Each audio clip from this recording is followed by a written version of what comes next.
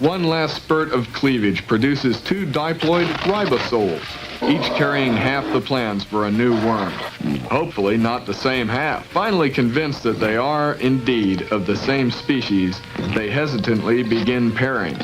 They combine to become one single blasphemula, which makes a last tug of mycotic cell division, and voila, there are now 2 worms where there once was one.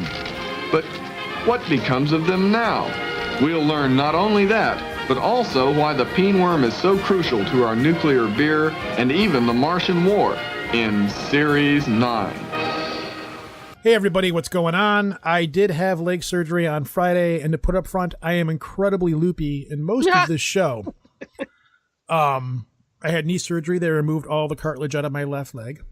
So now it's just kind of bone against bone. Boom, yeah. Take that into your minds right there, folks. We were supposed to record this show on Saturday, but because of time constraints and I'm not real sure I'm sane right now. We should probably delay this till Sunday.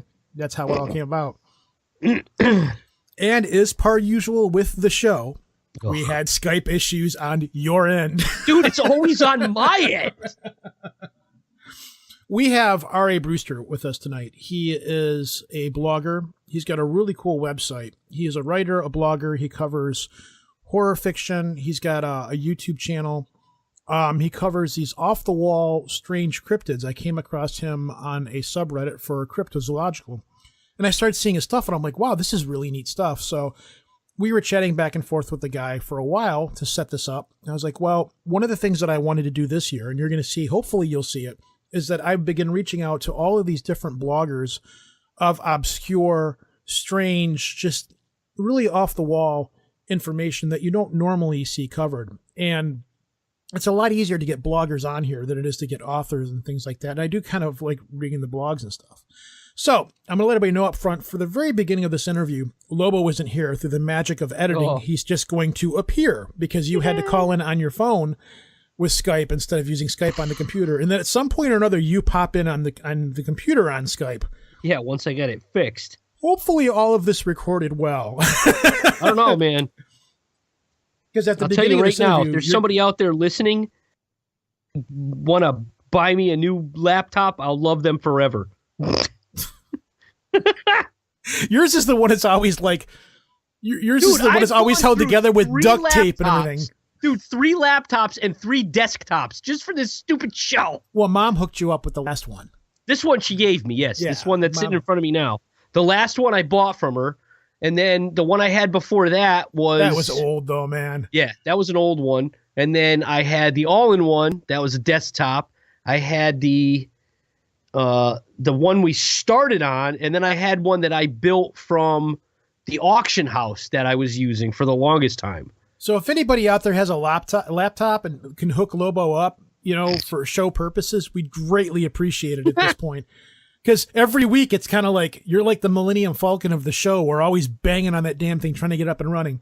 So anyways, to get this going, at the very beginning of this interview, you're going to kind of hear me stammering, trying to get through this and stuff. And it's not so much that Rob's the problem. It's as I'm talking to Rob, I'm also dealing with you having a freaking nervous meltdown on my phone as you're like, spinny thing, computer's not loading, Windows update, what the hell's going on? We're like supposed to be 10 minutes into this interview. So I'm dealing with him and dealing with you at the same time. And then this interview is probably one of the weirdest right turn, left turn out there interviews I think we've ever done, because we go from talking about strange cryptids and weird legends into talking about true crime. And then I try to get us back on course to go back into talking about cryptids again. And then you're like sea creatures and warm-blooded and 5 gills. And then Rob's responding to it. And it was just like, which was fine because I like natural flowing interviews, and we have guests on there and we talk about a lot of cool stuff. I was not expecting us to go into the depth of talking about true crime that we did. Again, it's cool. Just with me being on Oxycontin right now, and ibuprofen 800, and Skype issues, and internet, and running the show, and computers blowing up, and nuclear bombs almost going off in Hawaii. Anyways. let's roll with the interview. R.A. Brewster, Robert Allen Brewster, rabrewster.com. Do go check it out. He has joined our Facebook page, so if you're a listener and you're on our Facebook page, you'll be able to interact with him directly. We'll see you guys at the other side. Just bear with this crazy, wild, really strange interview and for what it is, and we'll see you guys at the other side of it.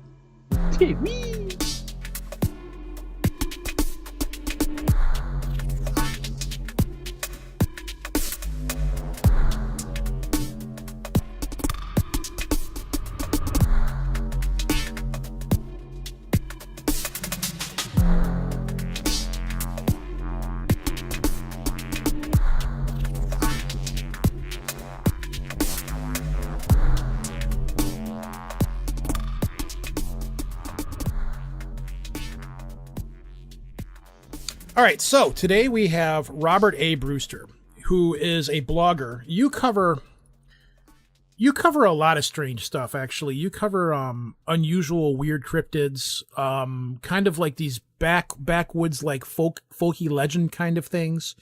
And you're also a horror writer. Is that correct? That is true. So give us the dime store tour of who you are, because if I try to do it, I'm sure I'll mess it up. And since you're the one who does this stuff, it'd be better if you covered yourself. Oh man, that's my least favorite topic is myself, but I'll give it a go. I was always a big fan of horror stuff, specifically creatures. I can remember my granddad for years would tell me these long urban legends from the backwoods, places where he had grown up in, and that's kind of what sparked my fascination. And from there, it sort of built into this.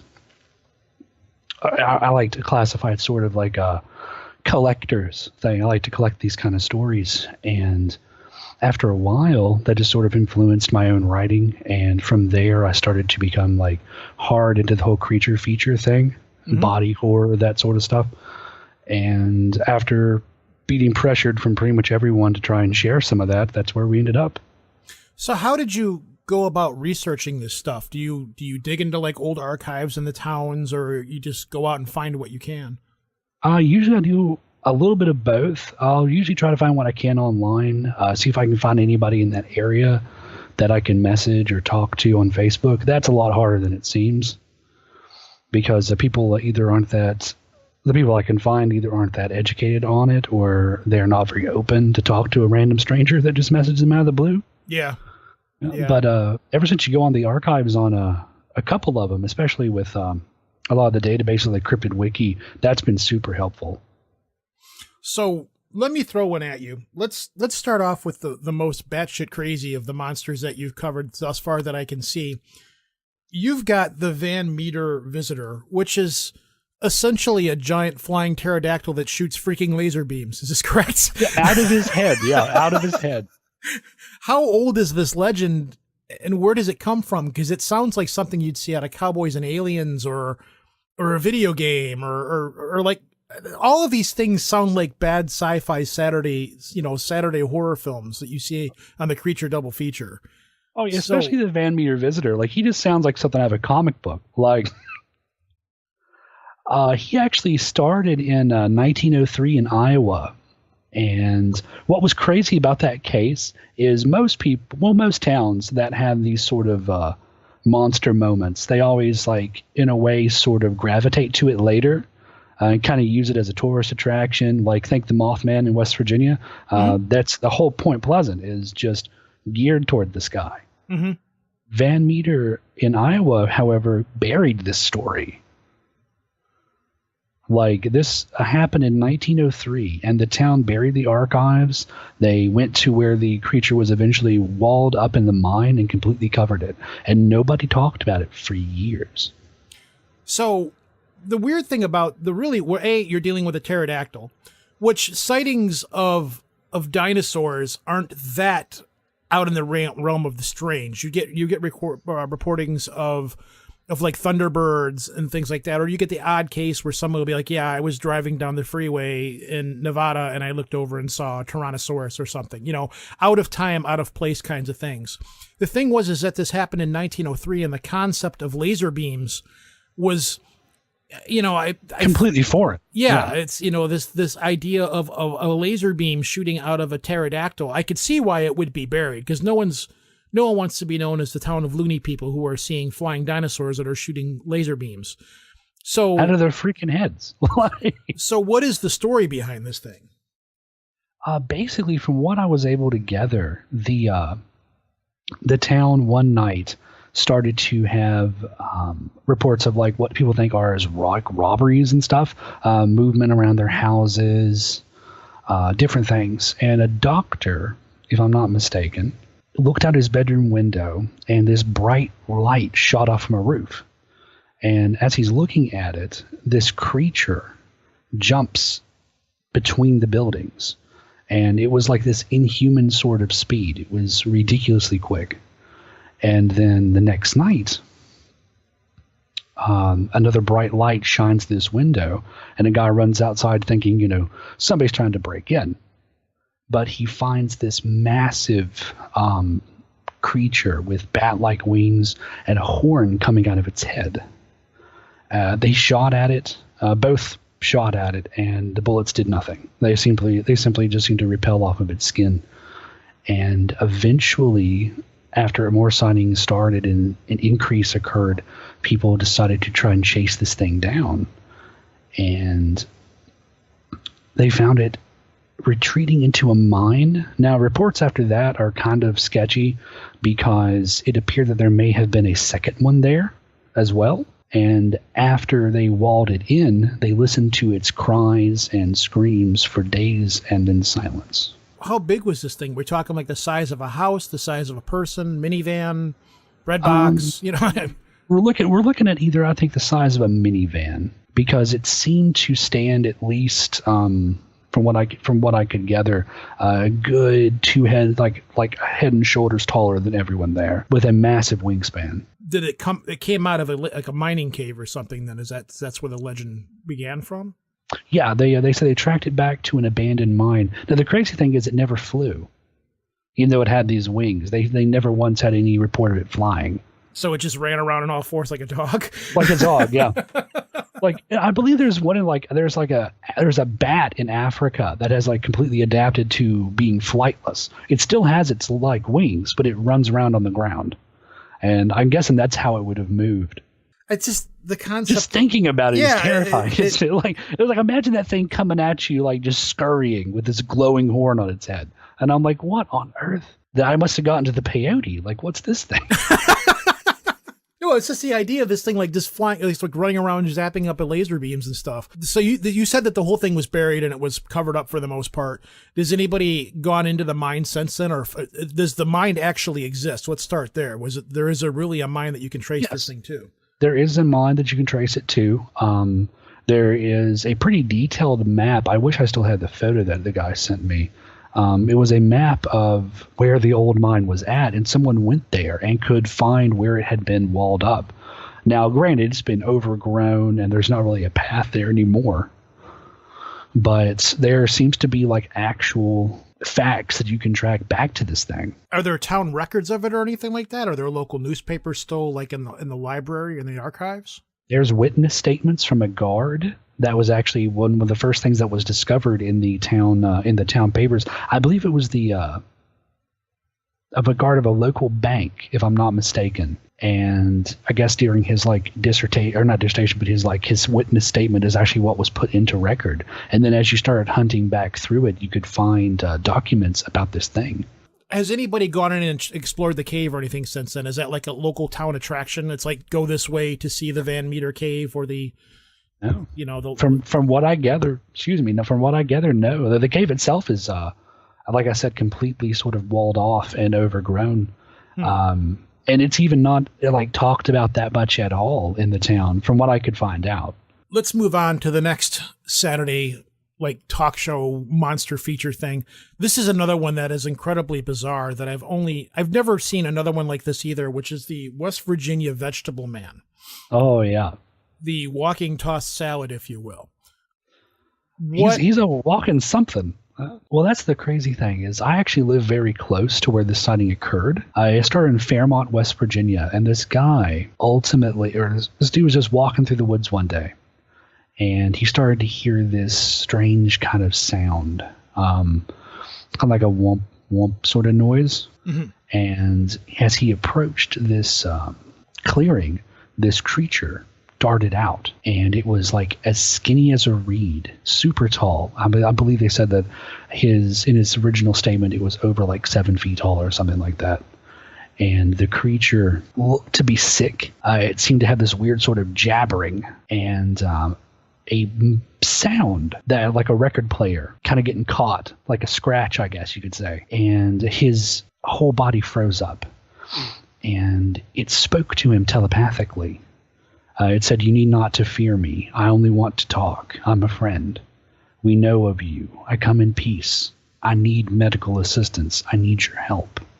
And the creature's eyes, which were very long and oval-shaped, began to flash different colors, and he started to realize that it was controlling him. Yeah, it was almost like one of those, what was those things? Those carrot monster from Bugs Bunny cartoons. That one that just like flash those strange colors at him. Oh, yeah. Yeah, their eyes. Yeah, they start that's how like I white imagine. Blue. Yeah. Yeah.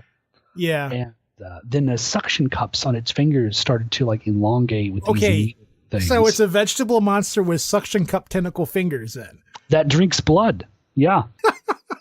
West Virginia, man. There. Okay. I just wanted to establish. I was like, so the guys were these guys going out, and then all of a sudden this like 8 foot tall beanstalk thing walks out. Now, what in the description implied that it's vegetable? Because if I've never seen like a broccoli with tentacles before. So well, you don't shop at the local markets in West Virginia. That's pretty. I read a lot of Lovecraft, so No. I've seen enough hentai. Well, that's where I thought the story was going to go. I was like, oh man, this is going to be an interesting encounter here, boys. That's something to tell your kids about later. So it's 8 foot tall. It comes out. It's doing a jabbering sound. It's making a noise, kind of like when it gets to the end of a record, when it does that weird thing. Yeah, one of those weird skip noises. Yeah. So was it like? Did it have like bark on it? Did it look like Groot or just? Because you've got a really funny picture on your blog. You've got a guy sitting on a couch that's just covered in vegetables, and it looks pretty funny. So it's literally the only picture I could find. Well, it's a great picture. But that's, when you say veggie man, that's the impression that I get. I don't see plants with tentacles. So anyhow, it's hypnotizing him. It's got the changing colored eyes. It's making a weird noise. It says, "We know of you." So that implies that it's kind of alien for the most part, or something along those lines. So he realizes it's mind controlling him, and he's talking to an 8 foot tall veggie plant that wants to toss him. Where does this go? Well, I would have imagined that he would have been pissing himself at this point in time, but he seemed to just completely seize up, and the creature then stuck these needle-like appendages that grew out of its suction cups into his arm and drained him of some of its blood. And the guy just stood there. Well, he's mind controlled, so yeah. Okay. Yeah, basically he's like thralled by this thing. And he gave some of the descriptions of it was that it actually appeared made of some sort of foliage, like it was like a reed. Uh-huh. And as it drained his blood, it's like the sickness that it seemed to have went away. And then it just took off, like darted through the woods up a hill. And he swore he saw some sort of spacecraft take off at that point, and it escaped. This sounds more like a fairy folklore kind of thing. Because we covered on a few shows ago, we were talking about how like fetches were essentially like there's a glamour to fairy folklore, that when you see these things, they're actually like sticks and rocks and things like that, just all woven together to give you this weird impression. So, like he said, it was just made of reeds and things like that. It's hard to get a visualization for what this thing is, and then you bring in the fact that it has tentacles. So it just vanishes out of nowhere, and that was the end of it. Now, again, is there any records of this stuff on file with the locals or in the libraries or newspapers or anything like that? No, this was a one-time sighting. Was it printed in like a yellow journalist newspaper or something along those lines, like a local town's paper? Well, that's the thing. The guy eventually broke down and told the story to a local sort of enthusiast called Gray Barker. Mm-hmm. And Gray Barker's sort of a controversial figure. Oh yeah, we've discussed him many times. He's one of the old school ufologist people. Yeah, he's got a lot of things to do with the Mothman, Men in Black, that sort of stuff. Also known as a big prankster too. Yeah, big hoaxer. He's a big man. Exactly. So from that, you kind of have to take the story with a bit of grain of salt.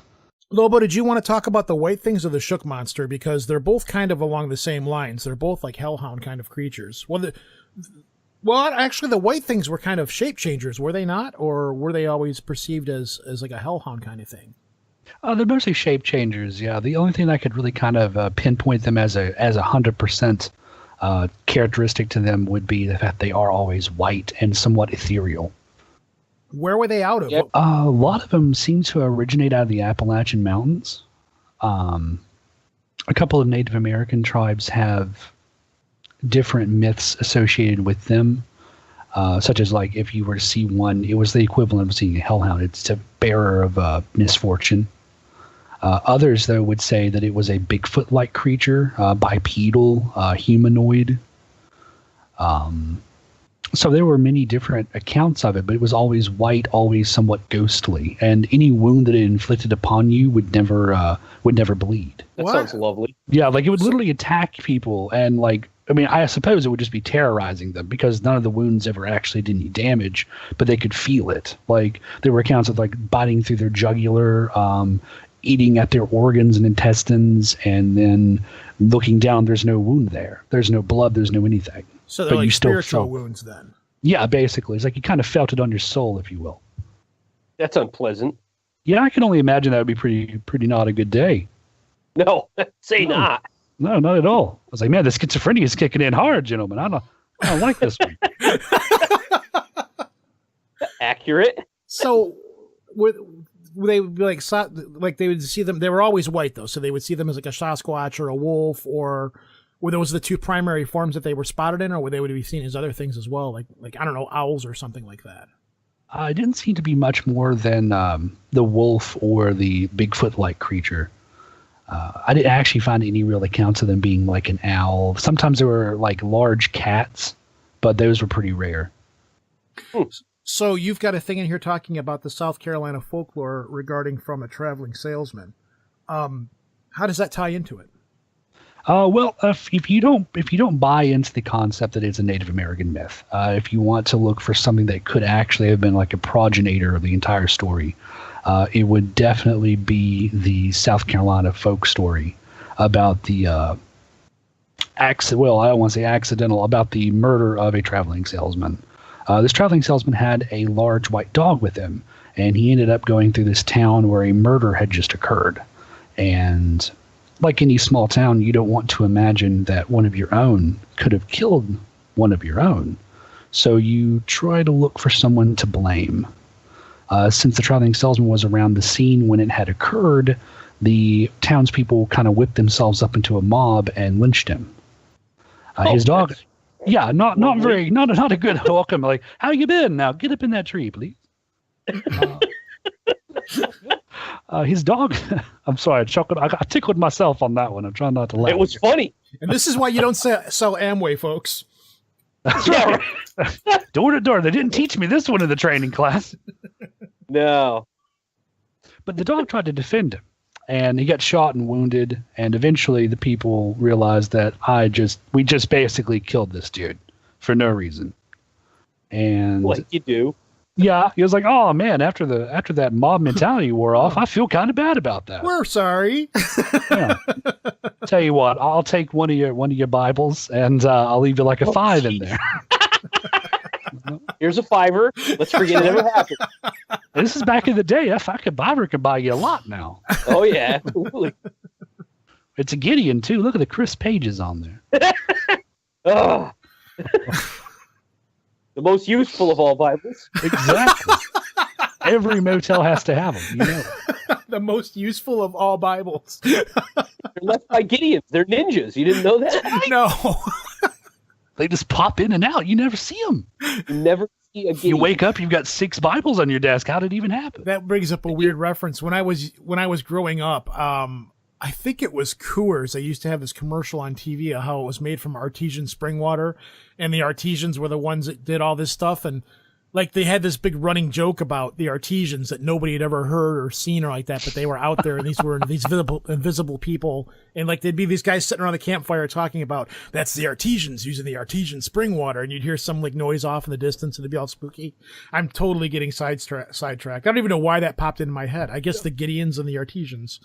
No, that just makes me think of like the Keebler elves, but like for beer. Yes, exactly. Beer elves. No one knows where the cases come from. We just close the doors and then they're there. Drunken fools. Jesus. No, but there is many legends along Native American lines that have to do with these spectral haunts and spectral creatures, but I've never heard of the whole idea of inflicting spectral wounds that don't actually bleed and don't actually, they don't actually hurt you physically. It's like a soul wounding kind of thing where they would attack you. Well, if you've ever heard of the Wendigo. Oh, yeah. Yeah.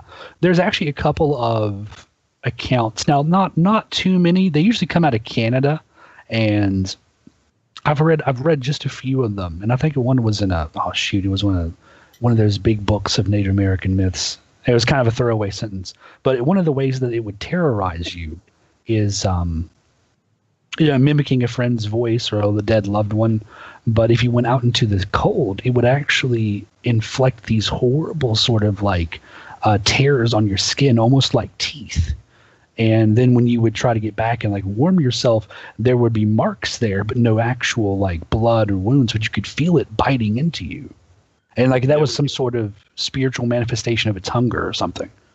Lobo, wasn't there something to do with fire or something like that? Sometimes the Wendigo would be seen in flames as well, or is it never. No, it was spoken of as your feet were of flames, but that was it. You could never get warm. Burning. Yeah, you could never get warm.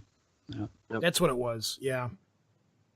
So moving on, since we're in the topic of hellhounds and spiritual operations along those lines, you've also got a thing out here in the Black Shook. Now, Lobo, you told me that you had done my senior thesis was on the Black Shook. So you go ahead and take this one because I'm sure your Black Shook knowledge is far greater than mine. There's not really a whole lot to talk about. I mean, originally it was from the moors. It was spoken of as being on the moors. It was seen around churchyards. It was supposed to be a hellhound. But then they found, apparently, I don't know how long ago it was, but they found a large, the remains of a skeletal dog on a churchyard. It was Suffolk, England. There you go. Yeah. So they think that there may have been some truth to the fact that there was a large animal stalking the area.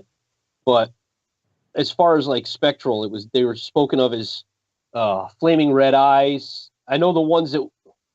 Okay, now this is going to sound really strange, but the ones that I've seen personally, some of them have just eyes. There's no head, but there is a body. And then there are large black dogs that have the flaming eyes. I know that sounds obscure and strange. Wouldn't know anything about that. No, like that's. I actually suffer from canophobia, so that would be my worst nightmare. Yeah. No kidding. Like that would be something that you just like take yourself out. Like, no, I'm gonna save you the trouble, bud. Don't worry. They've never come close enough to like cause any harm, but they've scared the bejesus out. My wife was with me one time, and when I was younger, we were in an area in town that was known for strange activity, and the people that I was with saw it, and this was before drug use. So I was like, well, this isn't the heroin this time. This is real. Exactly. Well, you've got in here that it's black tar, black shuck. There's a connection there. Absolutely. Close. No. We have, both myself and Lobo have both had black dog experiences at various times in our life. Mine's I've talked about it on the show several times before and on other shows. But you've got in here that it's believed to be a retelling of Viking folklore. I've never heard that before. I've always heard there's all kinds of American legends about hellhounds, and there's British legends about black dogs and things along those lines. I've never heard of it crossed over from Viking folklore, though. It's the first instance I've heard of that. See, with black shuck, with hellhounds in general, I think it's more of a blending of a lot of different mythoses together. Mm-hmm. If you're looking at it purely from just the folklore aspect, like in Viking folklore, Odin had his hunting hounds. Yes. Mm-hmm. And they would often take the form of black dogs, essentially. And you start to blend the idea of the hunting hounds of a god with something like, say, Cerberus. Three-headed dog of hell. Three-headed hound. Pagan myths also talk a lot about how dogs have this connection with not just humanity, but also with the spirit world. Mm-hmm. And I think a lot of that kind of got blended together into what we all consider today a hellhound. Yeah, a lot of that has to do with the fact that they were believed, as well as cats, to be able to see into the spirit realm, whereas our vision was limited. And it was limited because we were humanity, and humanity was supposed to be less than angels, slightly less than angels, and not quite as much as a god. Right, we're in between. Yeah, so we were seen as, we weren't allowed to see into the realm, but animals that were not as intelligent or weren't tainted by the Christian knowledge mythos? that was given to us. Well, it was even before Christian mythos. It was if we were tainted by like higher understanding in a way. Exactly. Yeah. Exactly. If we were we've learned throughout the years that sentient beings come in all different forms, but at one point human beings were the only ones seen as sentient. So dogs were like that go-between the worlds, whereas cats were seen as witches, familiars. Dogs were more humanity, more mankind, less supernatural, up until the idea of Romulus and Remus with their lycanthropic view of life and how they were supposedly raised by wolves. The wolf mother, yeah. Exactly. So dogs were always seen as not as bad as cats and more closely linked to humans, but along the lines it was bastardized, and then dogs were seen as creatures of the night. Well, wolves were seen as creatures of the night, but with the domestication of the wild ancestor of wolves and dogs, it was seen as dogs are cool because they'll protect us, whereas wolves will eat you and they work for the dark sides. Yeah, they're like, you said creatures of the night, made me think of like they're Dracula's hands, basically. Yeah, exactly. And, What's the legend you got in here talking about from 1577, where the English Suffolk, England legend came from, if you don't mind? Oh, the Devil's Footprints. Now that's a good one.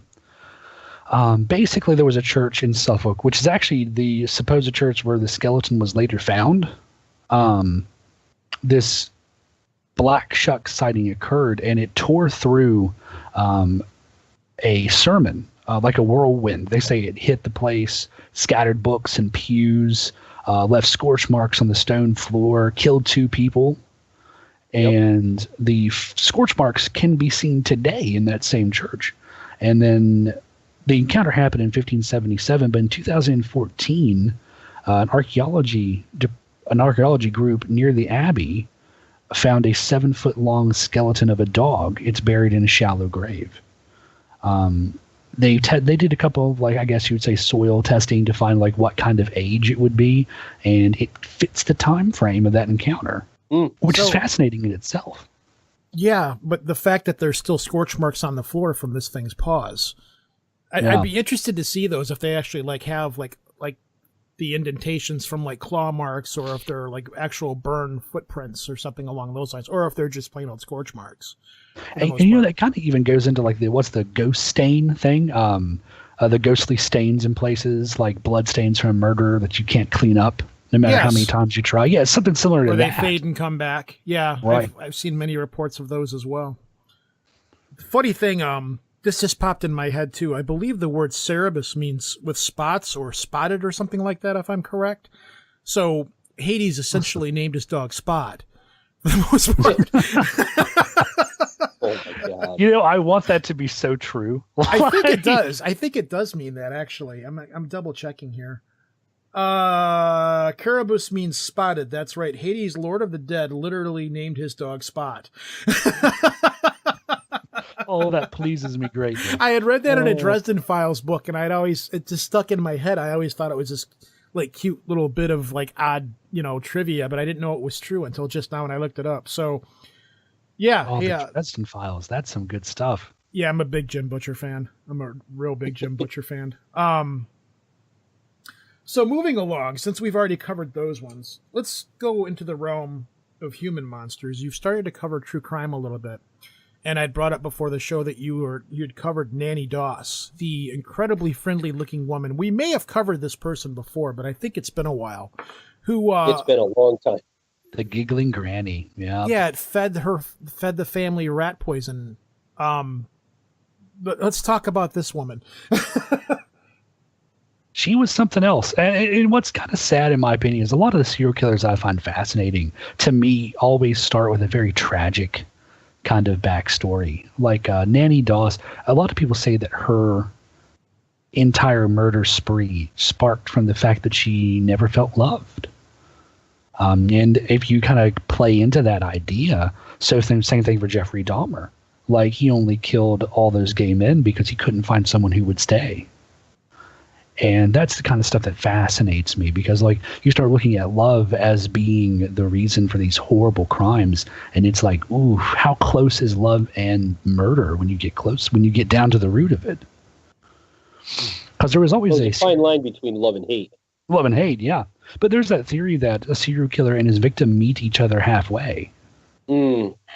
And that's what's wild to me. But with Doss, she kind of was rigged from the start in a way. Her father was very abusive, not just to her, but to her mother. She lived in Alabama.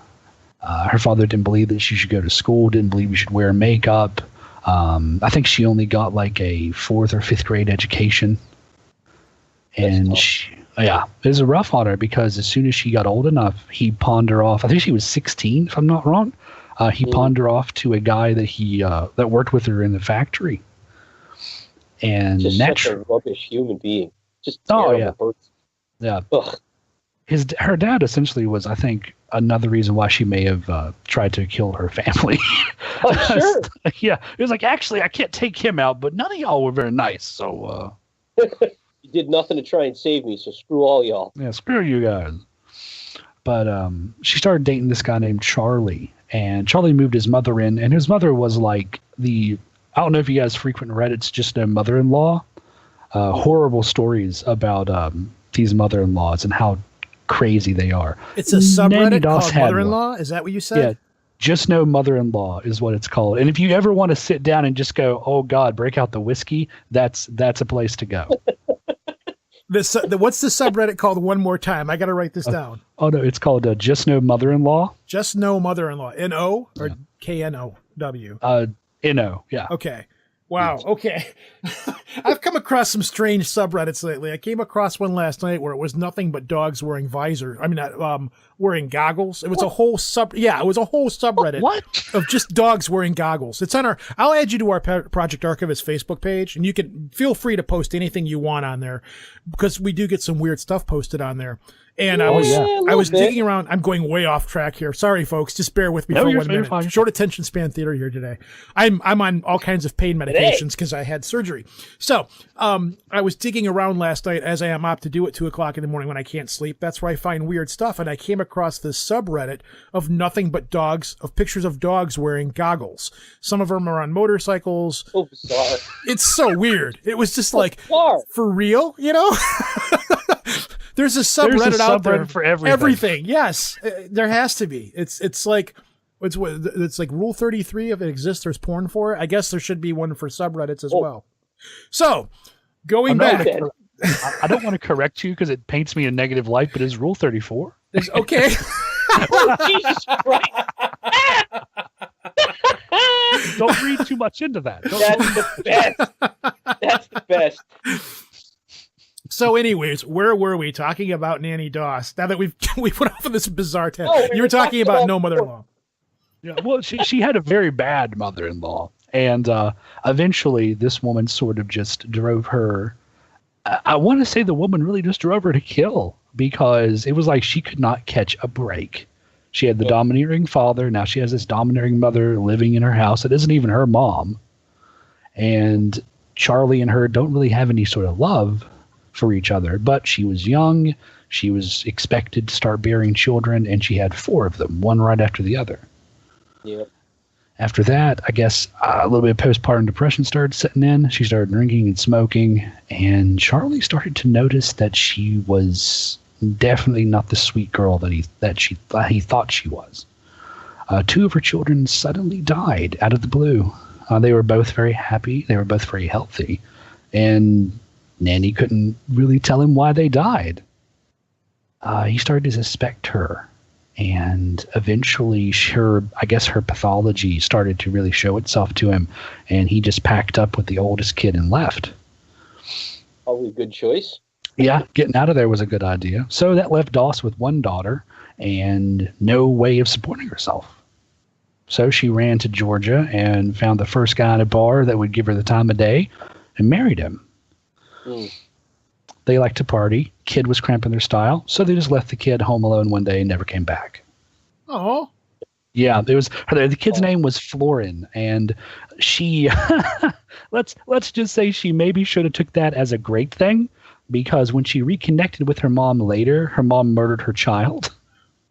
Oh dear. Yeah, like, here's your first grandchild. It lasted about 3 days before he unfortunately passed away. God. Yeah. If your mom abandoned you, it's not a good idea to leave your kid with the mom that abandoned you. You would think that wouldn't have been a good idea. Yeah, she didn't want him.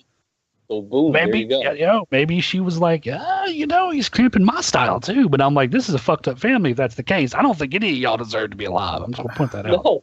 Like, they should have cut that tree down a long time ago.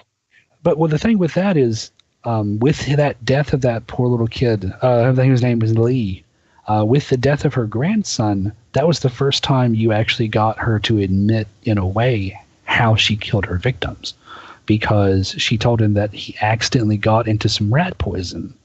How do you accidentally get in rat poison? That's not a thing. When it's in your food, it's kind of like, well, yeah, there's that. He didn't know he was doing it. It was an accident on his part. Oh, my God. But Frank Harrelson, which was the husband that she married that second time, he didn't last much longer after that. And Doss started to get a taste for murder with those first two under her belt. So she started hooking up with Lonely Hearts postings in local papers. And every husband that came in after that didn't last very long. In fact, I think they only lasted about 1 to 2 years. Oh. Yeah. So she'd kill him off the same way then, with the rat poison. Always the rat poison. It was the easiest way, she said. So what was her demise? I'm sure somebody put 2 and 2 together and began realizing that this woman was a lady of death. Kind of. There was some hints with the death of Nanny's sisters in, I think it was in 1954, after she had killed them when they went to move in with her, that they were all showing the same kind of symptoms, swelling, convulsions, stomach cramps. And the worst one was Samuel Doss, her last husband. He actually was dosed with a humongous amount of rat poison. It was enough to kill, I think, 12 men. Oh, Jesus Christ. Yeah, it was some bad stuff. And he actually did not listen to her and stay home so she could nurse him. He went to the hospital, and that's when they discovered that he was being poisoned. After that, the investigation connected all the dots, and they brought her in. She confessed. She confessed to murder spanning about 30 years, I believe. Died of leukemia in 1965. Only served about 10 years. I was going to say, I just listened to a podcast about this. How many husbands did she go through? I believe it was 4 or 5. Five husbands, yeah. Yeah, not good. And the thing is, she wasn't even that much of a looker, but I'm like, the food must have been to die for. Literally. Zing! See ya! Thanks, folks. You'll be here all week. Try the prime rib. It's great. Make sure you tip your waitresses. Don't look too hard at the prime rib either. That stuff on the top, let it go. Do you... Just for flavor. Do you have any other serial killers that you're like researching right now to put any more stuff about, or was this like the first one you've ever done anything with? Oh no, I've actually been a bit of a, and again, I'm going to say this, and don't think less of me. I've been a huge, I'm going to use the word fan, okay, and that's not in like. No, that's okay. True crime is breaking huge crime right now. Yeah. Oh my God! Almost every single podcast I listen to is a true crime based podcast. Oh, it's Read about it. fascinating. Yeah. Yeah, it's the human animal. I mean, it's a amazing human monster. Yeah, it's a monster in human skin. It's wild to think that this exists in us, you know? Right. Well, It's give me there, somebody and else that you are quote unquote a fan of, if possible. Oh, man. I can tell you a bit of a personal thing, which was... go for it. Yeah. Okay, Yes. so when I was younger, my mom used to read to me these books. And I was a slow learner when it came to reading, so she would pick different things. And one of the things she used to read to me was her favorite book, which was the Encyclopedia of Serial Killers A through Z. Nice. And yeah. And that's where I came across that she named me after her favorite serial killer. Creepy. Oh. Yeah, it was extremely weird. And after a while, I started to look into it, and he is a nut job. His name is Robert Allen Bordell. Oh, yeah. Bordell. Yeah. And Familiar. he's pretty wild. Had a tendency to kill his friends, people that he knew. Like you do. It's like, why go too far away from home? Yeah, well, apparently you didn't get the memo. You don't shit where you eat. Yeah, but then I was like, oh. I really like you. I think I want to see how your insides look. Is that weird to say? Yeah. Probably bad, right? That's It's bad. probably a weird cat, yeah. But you mean you don't want to spend the night? I don't understand. Just move the torso on the bed. You're fine. Oh my god. Oh my god. Oh, that's some wild stuff. That reminds me of some Dahmer stuff there. Like that guy is bananas. Yeah, he is crazy. But I'm actually currently researching a bit more about him just for the next installment. But one of my favorite ones that I recently did was Harry Powers, who was West Virginia's first serial killer and quite a ladies' man. Most of them are in some way, shape, or another. That's part of like the allure or the hunt of it, I guess you'd say. Well, have you ever heard of the Night of the Hunter? I have not, no.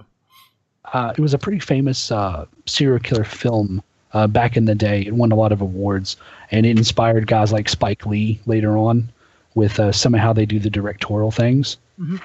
And Harry Powers was the inspiration behind that.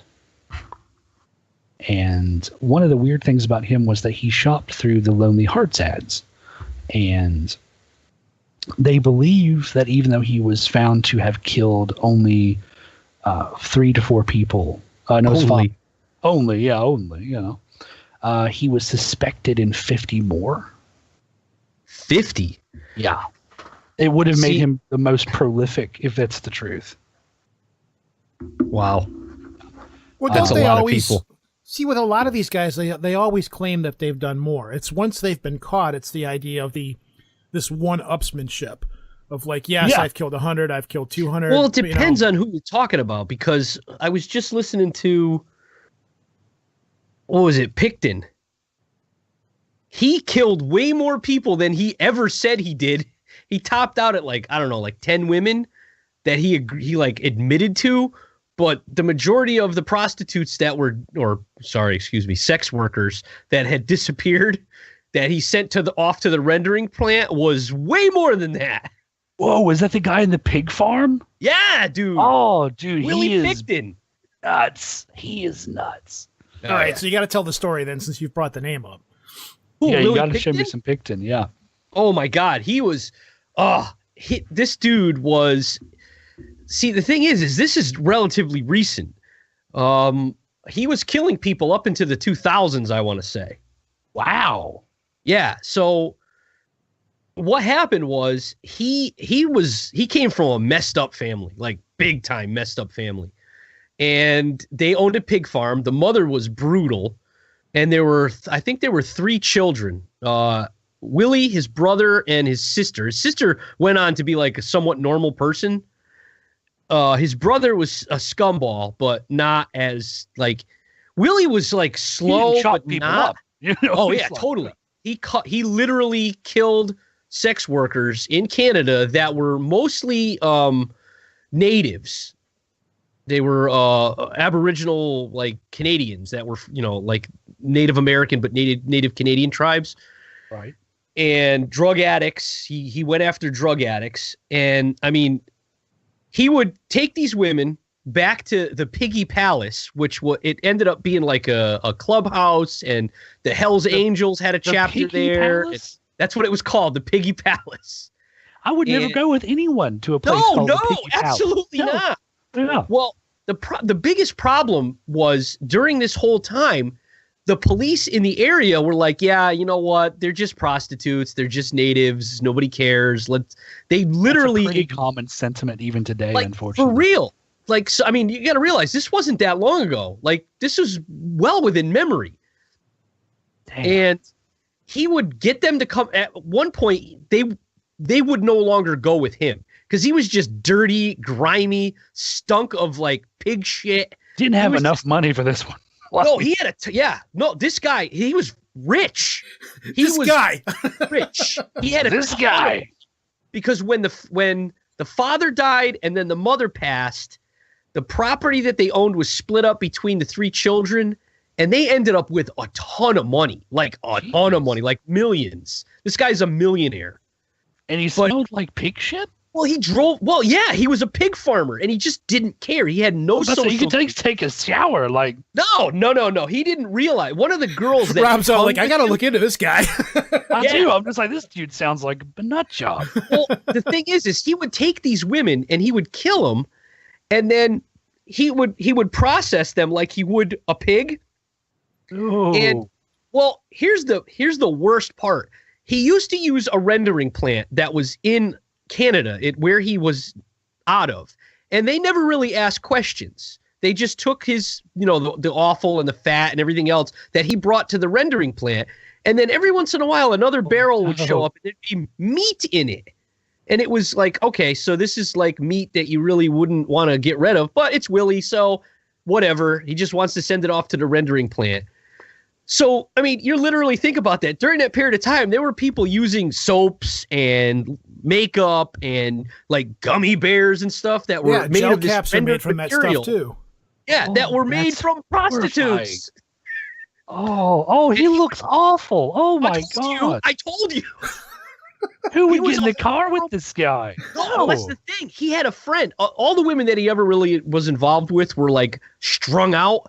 But he had a couple of friends that were like little less, and they would get the prostitutes to come back with them to the Piggy Palace. And then he'd kill them. Just don't say Piggy Palace anymore. Piggy Palace makes it far creepier. It makes it so wrong. Look up the Picton Farm. The place is nuts. But the strange thing about it, other than like what I've just said, is like there were other cops that were like, quote unquote, on the take. And they would let these parties go on, and he had like fundraisers for homeless people. I mean, the guy is like this strange dichotomy of I'm going to eat you, but I think I still love humanity, sort of. It was like, you're a prostitute, but you're not homeless. The homeless is a hard problem out here, okay? Well, Well, the other thing is that there's a scene in one of the Hannibal movies where the guy feeds people to the pigs. Yes. That's where that line came from. That idea came from the Piggy Palace in Picton. Oh God! It was like you don't realize how much of like Silence of the Lambs and Hannibal had like borrowed from like actual stuff. Oh, like Wild Bill was Ed Gein. Ed Gein, yeah.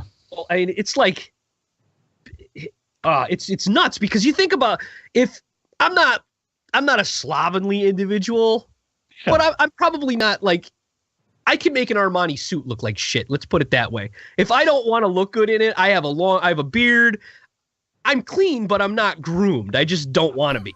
No shame. I literally look like a guy that came out from the bottom of a bridge to get some free soup. See, now your avatar literally looks like what I look like in real life.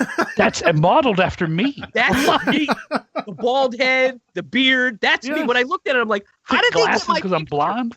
Yeah, big glass. Yeah, the whole nine. I literally look like, if I wear my flat brim hat, my buddy calls me angry Amish man. Yes, that's correct. Oh my God. Yes. Yeah. We might be twins. Maybe. I'm sorry.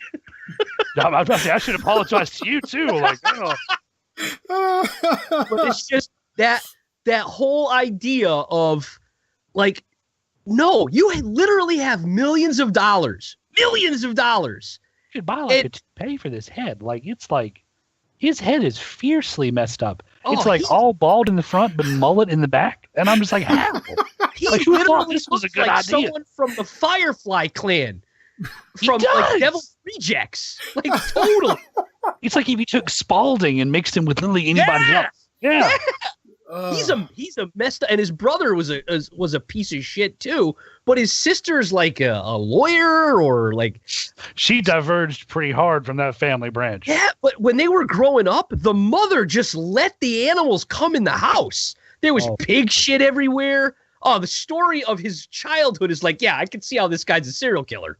Oh man. Okay. So on that topic, oddly enough, I have probably a personal story to do with animals in the house and just shitting everywhere. No, come on. When I was younger, and I know this is weird to throw in there, I tried to like move out of my mom's house with a friend of mine, right? Okay. And he lived in like a demilitarized third world ghetto, and I'm talking like they had not known a microwave in years. Really? Yeah, like it was awful. And I was like, I'll help you try to fix the place up. Well, he was like, I got some pit bull puppies I want to bring in because it's going to get cold. And I'm like, that's fine. Well, he basically just allowed them to piss and shit wantonly throughout the house. Yeah. No. And I was like, no, we got to like potty train these boys. And he was adamant that there's no point to that. And I was like, yeah, it was a big bone of contention. And I remember I came back one day into the house. I had been working like a double shift. I was super tired. And I just fell back into my bed into a nice pile of cold dog shit. Oh, and that's, no. and that's when I just threw my hands up and was like, Dad, come pick me up, yo. Me and you back together again, boys. Love you, Dad. You can beat me all you want. I ain't living in dog shit. All those things I said about you that might have been true, forget that stuff. Yeah, man. right. Okay? That's water under the bridge. Wow, this interview just took the weirdest of turns. It did. It did. We went from creature features to bed full of dog shit. And I'm like, huh. Well, let's get back a little bit. I want to cover one more creature with you, which is the Ninja. I know this is completely divergent from where we've gone. Ninja. Because we've briefly mentioned the Ninja on the show, but we've never actually covered them. So let's try to veer from pig farms and dog shit and whatever. This doesn't even seem like this is gonna fit. How do I do this? Just before we go forward, I'll tell you how close we were to Picton's destruction. His impact statements were read December 11th, 2007. That's how recent this was. So like, with that, I actually looked up the picture of his farm, and I'm kind of like it's amazed. It looks like a garbage dump, though. Yep. Like, but it's huge. They used to strip cars there, and we could have a whole show just on Picton. He's a nut. he is bananas. If you do have a show on Picton, please invite me back. Tell you what. Oh yeah, I'm talking about you, having you here to talk about. Yeah, you do the research. We'll definitely do it. Well, since we're this far into the guy, how did he get caught and everything? Yeah, how did he get bought? Like did he survive? He had a few women survive. This is the thing. There were like at least 3 that he would take them back and like handcuff them, and then like they got away. But didn't say anything because they knew the police weren't going to do anything. Like if they had listened to the first report from the woman, his first woman to get escaped, he would not have been able to kill the 17 people that he was charged for. Oh, that has to be those need to be fired. The police need to be fired for that one. It was just, there was a whole mess because the FBI wanted him, but how did it go? The FBI wanted him because of what was going on, but Canada wouldn't release him because we still had corporal punishment, or the area that they wanted to. One of the victims was from the United States, and they wanted to execute him here, but Canada wouldn't release him because they didn't want the death penalty. Yeah. So they refused to release the guy, and then it was a mess. And if the police in the area had just done their due diligence when that first woman escaped, and actually had the balls to say something to the police, this guy wouldn't have gone on this rampage. I mean, he wouldn't have been in. It's just, it boggles my mind. Of all, that's amazing to me that was there's the connections between that and how one little mistake just let so much shit spiral. Yeah, I don't. Yeah, out but of that's all the often serial the case killers, with a lot of this stuff. You've had it happen many times with serial killers where. Yeah, but even Yeah, but Well, even like, like with Gary Ridgway and like there was like a hallmark moment where somebody came forward and they're like, okay, I'm gonna go. There were at least 3 women that said, you know what, and then everybody just turned their head the other way. They just couldn't be bothered. Like, at least the police didn't bring them back to the guy. oh yeah, like Dahmer. Yeah, like with Dahmer. Like, Oh man, that poor dude. Could you imagine him like in the back of the car? Dude, like, that really? kid was only 14 too. No. 14. And Dahmer's got like a severed head on the kitchen counter. If you took 5 steps in, you would have been like, "Oh Yeah, crap!" but nobody there's a ever bunch of went in corpses. there. Oh, it's just my aquarium. That smells my aquarium. Dude, if your aquarium smells like that, you need to be drowned in that aquarium. Yeah, something is in there is wrong, my friend. Totally. I was like, speaking of odd smells, and again, I hate to derail the topic, but just 2 seconds.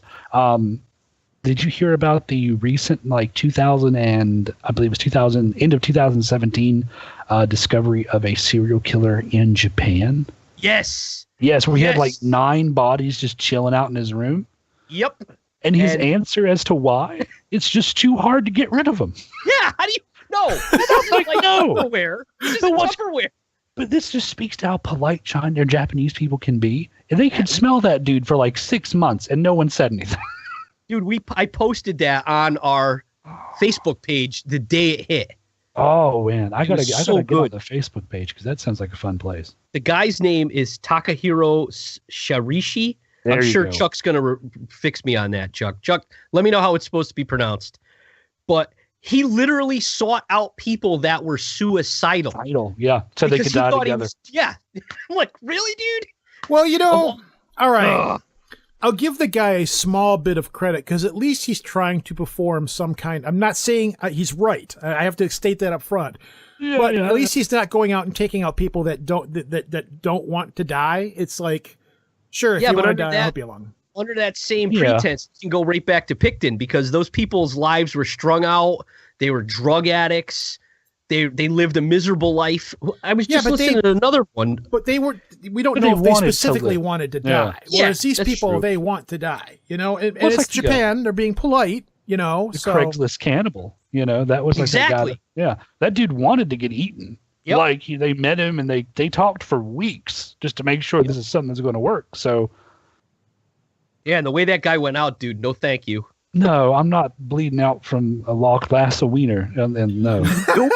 And I'm sure as hell not going to try it out, but it's too chewy. Yeah, like, oh yeah. Ah, I mean, you got to have some serious something ain't quite right in that brain. oh, that's an understatement right Like there. you never look down when you're shaking the bishop and be like, actually, I could probably put that on a piece of toast with some bread. no, I don't. No, think you I've don't ever- think that. You don't think that. I've never. No, had not that under thought. normal circumstances. I would assume No. that's not something that goes through the I mind. can't think of any circumstances. I can't where would either. say- I've never would met say a that. mind so diseased. Yeah, it's pretty bad. Well, we've had you on here for a little No, bit. we got to so- talk about the Ninja. Okay, fine. We'll talk about the ninja. You guys are just going off, you guys are Sorry. fine going off into the serial I killer. No, was it's like, fine. please don't We let me end with the penis comment. Like, No, please no, don't no. let that. And we're done, folks. That's not the way to go out. Like, If you'd like to hear Robert's further thoughts on penis comments, no, go ahead. We can bounce into the ninja and wrap it all up with that because I did want to go into you about horror writing as well. You're also a horror writer. yes. I could see where you would have no problem going into those realms. But since we started by talking with weird creatures, let's finish it up with talking about the ninja. God, this is such a hard slam right turn from everything we've talked about. It's all good. It's all good. it's got to finish on a good note. Yeah, right. Guess so. So let's talk about the ninja then. This is like a polar kind of mermaid or something along those lines, or Eskimo mermaid. Some sort of a humanoid deep sea creature, if that's what most reports kind of tune in. It appears to look like it's made of ice, but it often represents. It often looks like it's flesh. It has arms, legs, some sort of face, and one of the weirdest things about it is that it's seen essentially only in Arctic waters. So the water is so cold that only something with like a large amount of blubber could even live there. Yeah, it just looks like amorphous and kind of Like a blob. like human shape ish, kind of like that guy at the office, I guess. Yeah. Like that guy at the office. Yeah. What's the history of the sightings and stuff behind him? It's pretty recent. I think the first one that kind of came out was in the 90s. 60s. Was it 60s? Okay. Yep.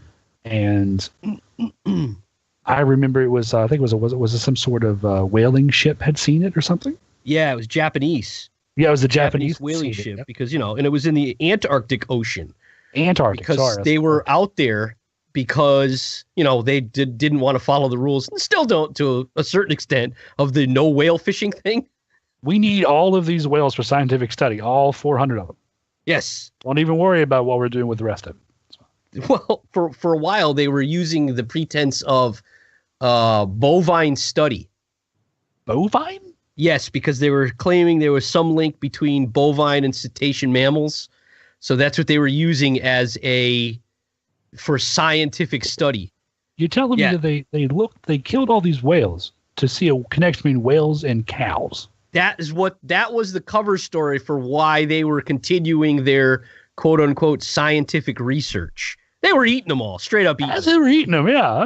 That's like a bit of a stretch there, Japan. Like, these aren't the cows of the sea. Yeah, I'm not one to cast aspersions on someone else's culture, but dude, they're whales. Yeah. I mean, come on. Whales. You can eat a lot of different things. You don't need to eat the whale. Like, it has a sentient brain. The term ninja literally means human. Human, yeah, because it looks humanoid. Yeah, they're weird. I've seen a lot of strange pictures throughout the years of supposed pictures, but they're literally they range in size from the size of a normal person to almost 100 feet long. Yeah, did you see the video that was kind of recent about it? It was from a deep sea submersive. Yeah, that thing actually makes me scratch my head because it looks as though it could be some form of siphonophore, but it also moves unlike any other siphonophore I've ever seen. What the hell is a siphonophore? You can't just drop knowledge like that and not explain this stuff. They're animals that live in colonies that they group together to make one super organism. Yeah, like coral. Think like coral. Yeah, only free floating. Where coral is a polyp and it's stationary, siphonophores, they group together in huge colonies. Some of them are hundreds of feet long. Like birds in flight. Yeah. Sort of, except they each meet together and they they literally turn into a superorganism. Part of them devote their lives to digesting food. Other ones are a mouth part. It's like a hive mind. Yeah, it's really weird. Huh. They're really cool though. It sounds fascinating. If that was what it was, because that would be just to catch that on camera anyway would be awesome. Yeah, totally. I mean, they said, well, the first ninja sightings were probably albino humpback because there is one. I can't remember the one's name. I was Minky or something like that. It's some strange name. And then there's a humpback whale, or not a humpback. There's a sperm whale that is known and has been traced. Has albinism.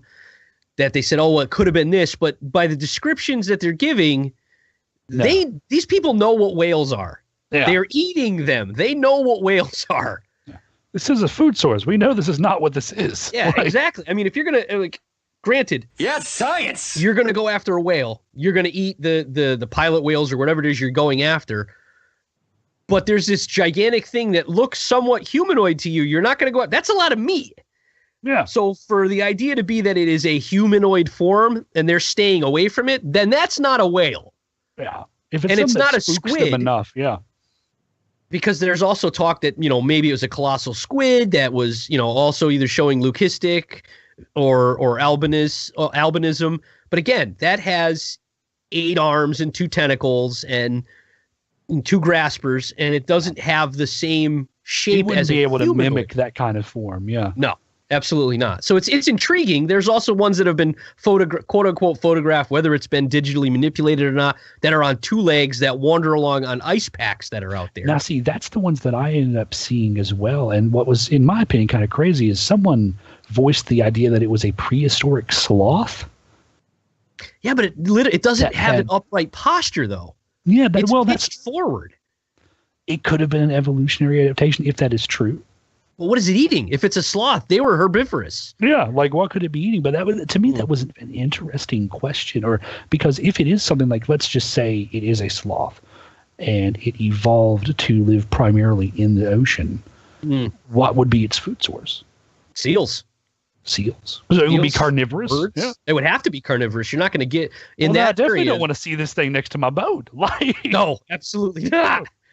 Like, That's the stuff nightmares are made out of. oh, that giant opening has teeth. That's not cool. Yeah.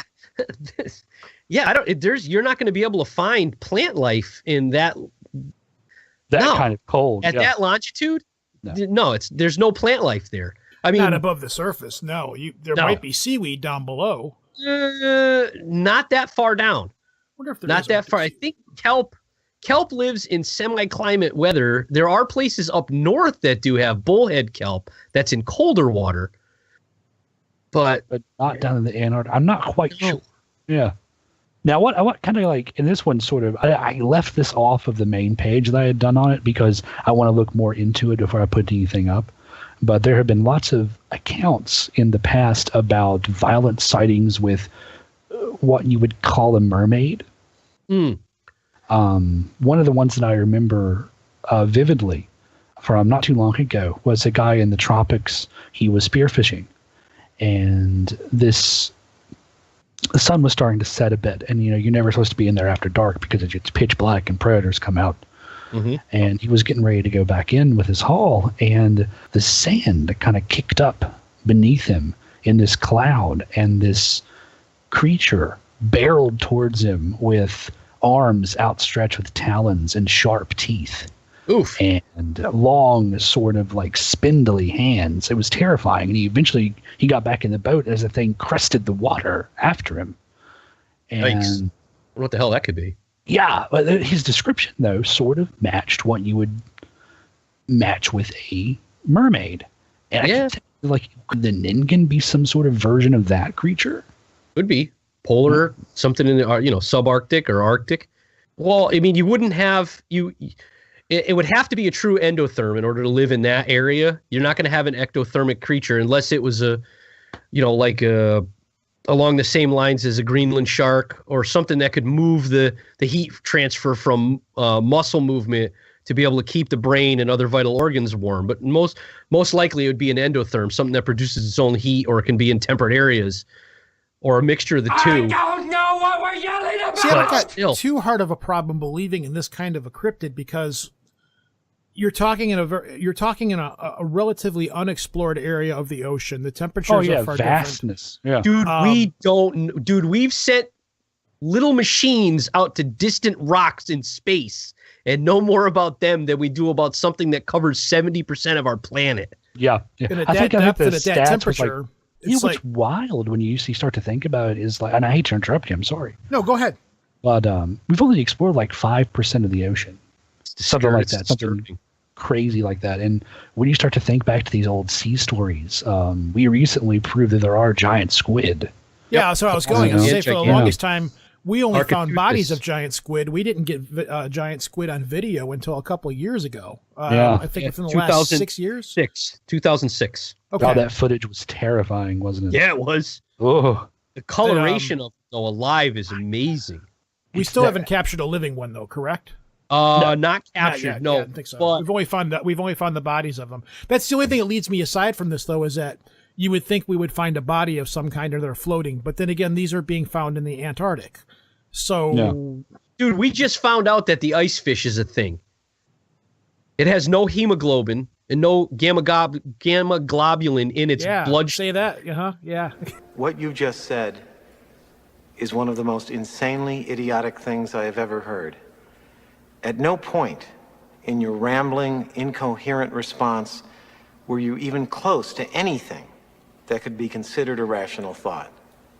Everyone in this room is now dumber for having listened to it. see, that's 10 times fast. That's a little rough there. It literally has clear blood. We didn't know this thing even existed up until 5 years ago. As far as like taxonomy, we had no idea. It had been seen but never caught as specimen to be able to be dissected. And what was that prehistoric shark that eventually washed up in Japan as well? That like serpentine. Oh, looking frill thing? shark. Yeah, the we frill know. shark. The first recorded, like, I don't want to say sighting, but written down that this thing actually existed was the late 1800s. So we knew that they were there only by visual. We'd never had a body. Yeah. And they've been seen in like shallow water, but again, we didn't have a body. We've had 2 of them that were beautiful specimens. Unfortunately, both died within the last year. Like beautiful specimens. Oh yeah, the videos I've seen of these things they're fascinating. Oh, they are. Well, they're a 6-gill. That's an ancient. There's a handful of 6-gills that are still here that we know of. So when one comes up, they're literally a living fossil because most of the group, the shark group, split to 5-gill, and a handful stayed as quote unquote prehistoric sharks. I wonder what the evolution. I wonder what the benefit of having 5 gills is, as opposed to 6. Warmer waters, quicker movement. Warmer waters. Okay. The 6-gill. I mean, you look at the species that have the 6-gill. They're usually deeper water, colder water. Cold water carries more oxygen. Cold water is oxygen rich, whereas warm water it's terrible. The colder the water, the more CO2 dissipates and oxygen is captured in. So the 6-gill, because it would be in a colder area, has more oxygen, but there's less food. There's less. They're mostly pelagic feeders. Yeah. So. Yes, science. All right.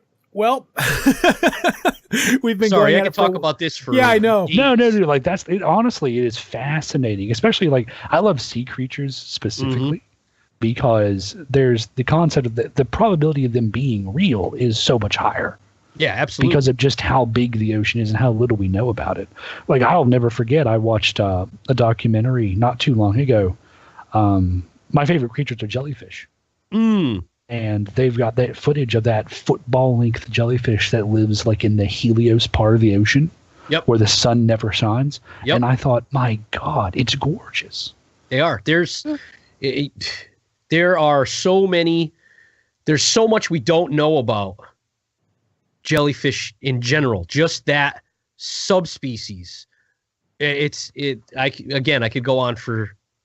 I could go on for days on just sea life fascinates me because it is so foreign to anything terrestrial. It's the closest thing to an alien life that we're ever going to really find. Yeah. Yeah. I can believe that totally. Especially since there was that one jellyfish that bypasses the whole death thing. Oh, like yeah, the eternal jellyfish. The eternal jellyfish. He Turns just goes from like polyp. adult baby. And I'm like, wait a minute. Yep. Yeah. I love that. That's good stuff. It is fascinating. Yeah.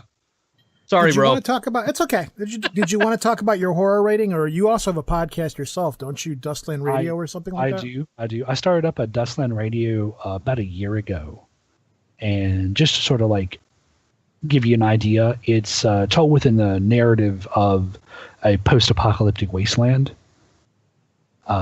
This guy travels around through different like broadcast areas, radio stations, to sort of put music and stories back on the air because they've never had that. Like the people that exist there, they have no real form of entertainment. It's a drool, it's a grind, it's so hard to survive. And what he comes across are audio tapes, which are the short stories that I write. And he projects them out as he tries to struggle and survive in this rough place as well. I just subscribed. Sweet. I'll listen to that tomorrow at work. Well, you also do Lovecraftian readings as well, too, correct? I do. You do all kinds of different story readings. Oh, don't get me started on love. We'll never end this interview. Oh, I know. I just actually sat down and the other day and introduced my friend to Lovecraft, and I probably gushed for about 4 hours. Oh. Yeah. He had never read anything by him, and I was like, "You are missing out, sir." Totally. Is he a fan of Poe? Yeah, he was a big fan of Poe. What about what the hell's his name? Maupassant. He wrote the Horla. That was the precursor to Cthulhu. Oh, right. That's where he got the idea for Cthulhu. That's where Lovecraft got the idea for Cthulhu. What was his name? The Horla. The guy's name is Guy de Maupassant. Listen to it. It's obscure, but you can see the tentative connections between the Horla and Lovecraft's mythos as they grew. Oh, I'm going to tear this up later. Well, welcome to the family. Yeah, get on the this is Facebook some good page. stuff. You have found a new home. Because I'm a Lovecraft buff. You've got to find our page on Facebook. Go look up Project Archivist on Facebook. Actually, I think I'm friended with you on Facebook, so I'll just add you. If not, I'll friend you, then I'll add you to it if you can't find it. Please do. If I don't join, like immediately, add me. Yeah, you've got a new home. Everybody there is going to My love you. people. You got So, 'em. let's wrap this up though. But where can people find you? How can they find your website? How can they find the stuff that you post? You know, where do you hang out? I'm a big fan. I'm not a big fan, but I frequent Reddit quite a few times throughout the day. You'll usually find me hanging out on like cryptids or r/serial killer. If you want to find any of my work and follow my blog where I post some creature features, it's rebrewster.com. And from there, you can find my YouTube channel and a couple of personal things that I've been working on, such as YouTube short channels? fiction. Yeah. Is it under R.A. Brewster? I have two. One's under R.A. Brewster or R. Allen Brewster, and the other is under Dustland Radio. Okay. Got that now. I hope you enjoy and I'll be actually putting up a couple of not video games, but a couple of dev diaries. I'm working on a horror series, like choose your own adventure style game. Oh, cool. Yeah, I'm a big fan of those. I was a huge fan of those when I was a kid, and I figured why not try my hand at it. So look for some stuff on that pretty soon. Thank you for coming on here and talking. This has been a lot of fun. At the very beginning of the interview, Lobo wasn't involved because of the usual weird Skype issues, but I got it fixed. this show has taken some of the wildest and craziest turns of any interview that I've ever done, I think, because we've just gone in 19 different directions, and I think if we could probably have you on here for another 3 hours easily. I would enjoy that greatly. I'm sure you'll be somebody we'll be calling back and picking your brains. I have a feeling somewhere around the time of Lovecraft's birthday, we might call you back up and have you on here to talk Lovecraft, because that's probably my favorite authors are Lovecraft and Philip K. Dick for the most part. So I could yammer on about those guys for hours.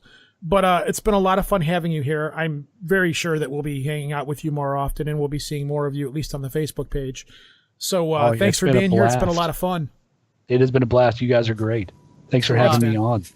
Want to get in contact with the show or listen to back episodes? It's easy. Go to www.projectarchivist.com. On the right side of the page, you'll find links to our archives, as well as links on how to get onto our Facebook page and follow us on Twitter. If you want to leave a voicemail for us, it's 734-681-0459. Yes, we do listen to all of them. Or if you want to talk to Lobo directly, you can call 203-212-9975. Yes, that will in fact put you in touch with his cell phone. If he's available, he will take your call and talk to you. If you're just looking to send us an email, you can do that at projectarchivist@gmail.com. Don't forget to look for us on iTunes under the podcast section, or you can stream us right to your phone with the Stitcher Android app for free.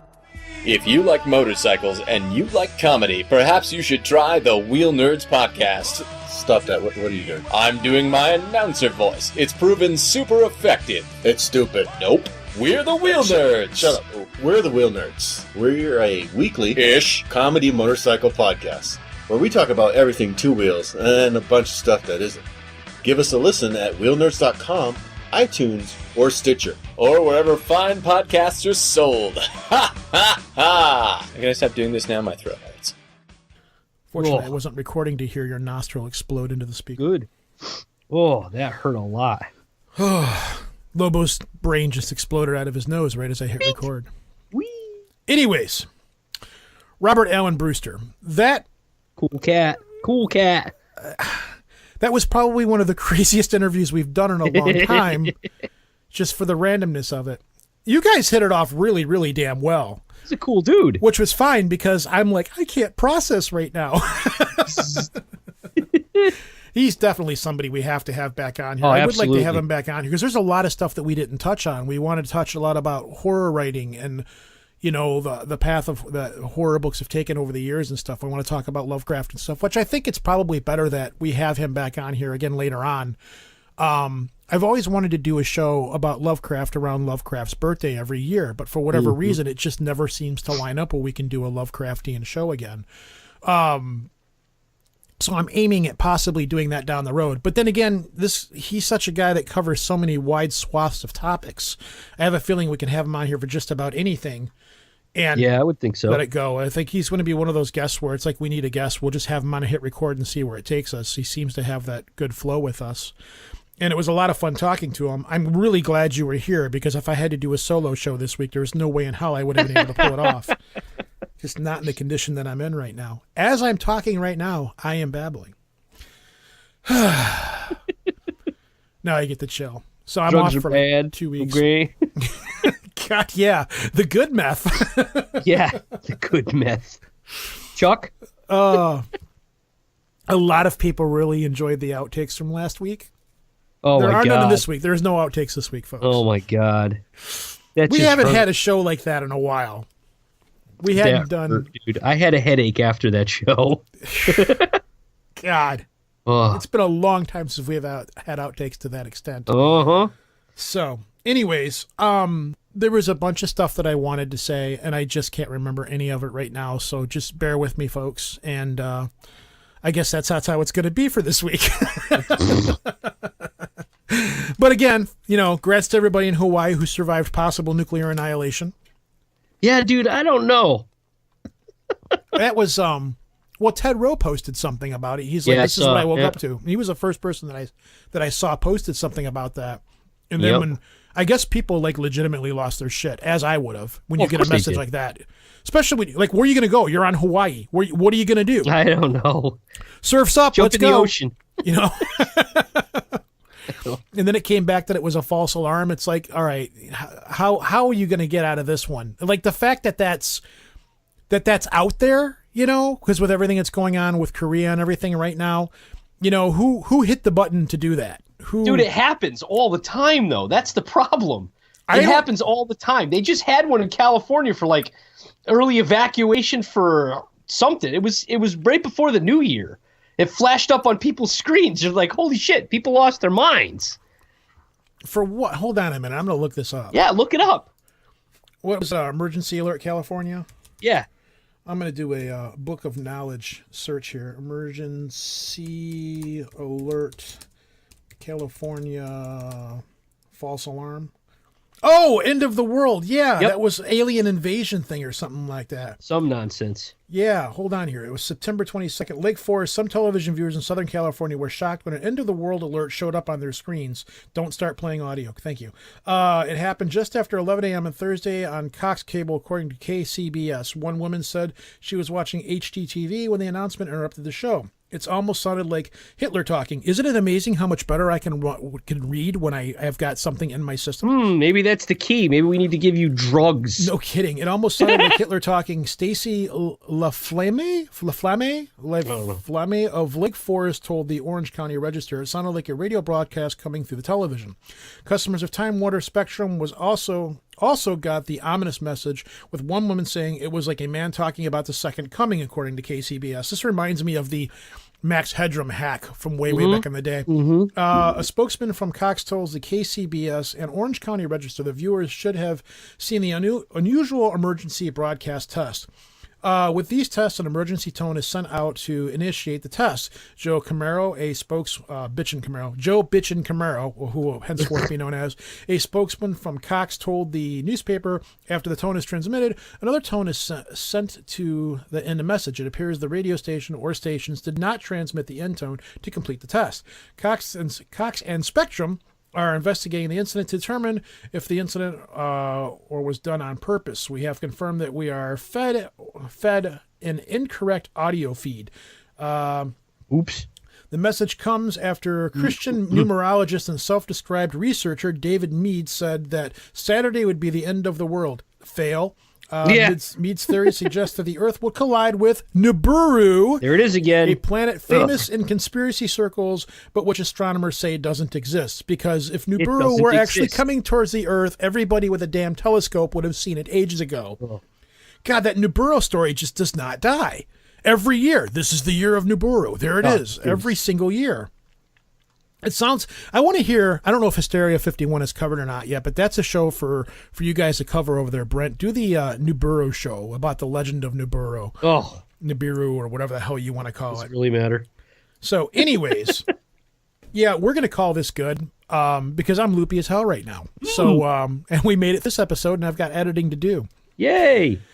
And that'll be it for this week's folks. Yeah, I've got nothing else to say. I'm good. This is Rojan. Peace out from a knee recovering surgery. Rojan from Detroit. This is Lobo from Connecticut, where all my parts work, mostly. I still have a hernia, though. So do I. That is my next major surgery that I'm going to have to get umbilical? taken care of. Umbilical. Dude, same. I've had it for like 14 years. Yeah, how stupid am I? Yeah, I'm in the same boat. That's kind of why I'm glad I didn't get this promotion, because all this stuff that I need to get taken care of, I've just said to hell with it. I'm going to do this and I'm going to get it all fixed. There you go. So welcome to the old man hour with Rojan and Lobo. Yeah, medical problems right here, folks. Medical problems. Yep. So, and then I've got Lisa going on Facebook and posting things about having an itchy rectum, which I do not have. Thanks, Lisa. Rectum. You didn't see that? Dude, I haven't been on Facebook, really. Yeah, because it eats up your phone. I figured out what was wrong with my phone. Dude. We're getting sidetracked again. She posted this thing up on my Facebook page saying something like, I figured out what we were talking about. You have an itchy rectum and it's a sign of hemorrhoids. I log on to Facebook and I'm like, yeah, that's exactly my response. I'm like, what the hell is this? And then all these people are responding to this post and I'm like, what the hell is going on here? What are you doing? What is this? Wow. So, yeah. Well, here you go. Thanks, I'm going to say this and we're going to be out. Shots fired. Fuck you, chatbot. Oh, God. Spineless drivel nut. Chatbot, you mean Cbot? Yes. Cbot, yeah. We're on some new network now, by the way. So if anybody out there is listening to us, yeah, apparently we're on some kind of network where somebody runs our show every week or something. With the who's and what's it's? Yeah, I don't remember. We're not supposed to drop the